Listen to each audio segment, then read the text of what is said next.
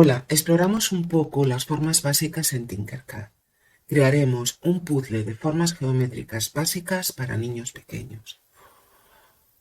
Para ello, pasamos a vista plana ortogonal. Sacamos un prisma. Lo colocamos en nuestro espacio de trabajo. En vista superior, voy a duplicar mi prisma. Lo desplazo.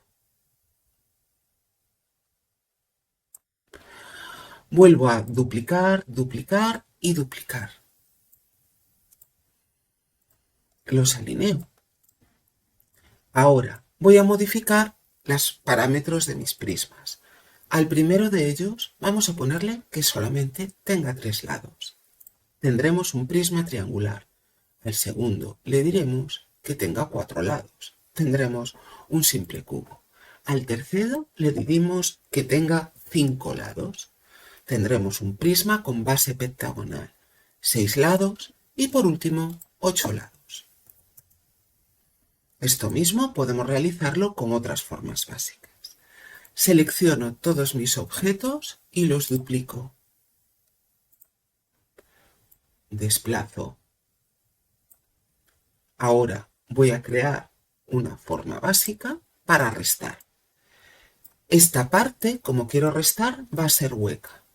Y ahora sacaremos un cubo, altura pongámosle 4 y desde arriba, desde la parte superior, voy a cambiar las dimensiones de este cubo.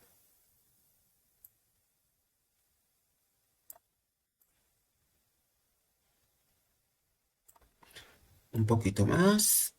Vale. Perfecto. Vamos ahora a alinear. Alineamos centro con parte inferior. Seleccionamos desde el lateral derecho, seleccionamos las formas huecas. Vamos a subirlas un poquito. Por ejemplo, seleccionamos todas estas formas, le damos a agrupar. Ya tenemos nuestro puzzle encajable en el cual tenemos formas básicas y formas para ponerles encima. Si vemos que estas formas son muy altas, lo que vamos a hacer es seleccionarlas todas y cambiar su dimensión. Por ejemplo, que sean 4 de alto. Solo nos queda llevar estas formas para impresión 3D.